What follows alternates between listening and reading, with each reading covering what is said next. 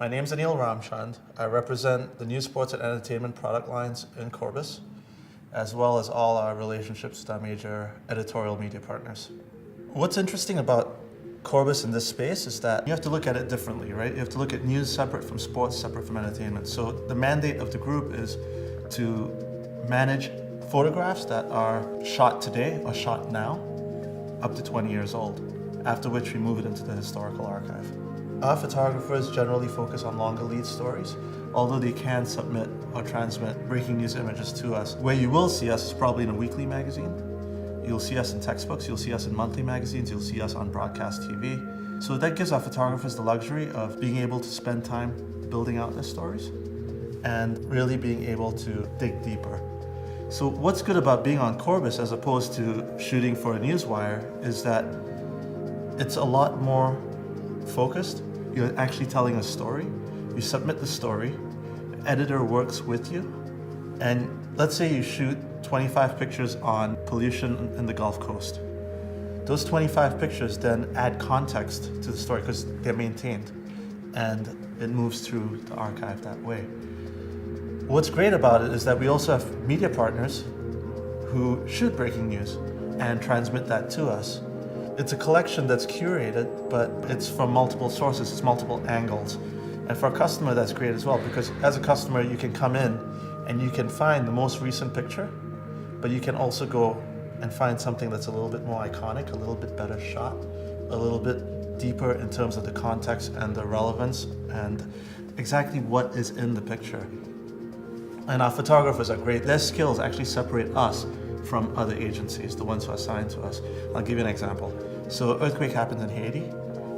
Within 24, 48 hours, everybody is there shooting it. And you get a certain kind of series of pictures from the first few hours. You get pictures of the rubble, you get pictures of the victims, you get pictures of the devastation of it. We sent, I think in overall, we had maybe 12 photographers there. Some photographers went 2 weeks later, and we still send photographers now to finish off the story. And the ones who are going now are getting stories that are deeper, where you actually see the devastation not in the crumbled building or in the wounded lying on the ground, which is very visual. You actually see it in the expressions of the people's faces. It could be a portrait, it could be in black and white, it could be in color. And I think the better the photographer, the longer he has to work on his work, the more conceptual it becomes. And for us as his agency who want to place that work everywhere, it gives us more opportunity to place it.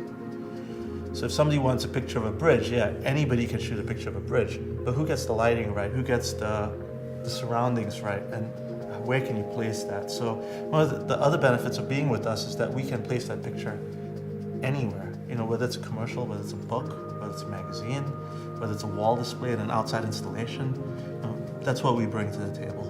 We sign photographers every week, so across news, sports, and entertainment. And we recently signed a photographer who has been Lance Armstrong's biographer, and she won the World Press this year.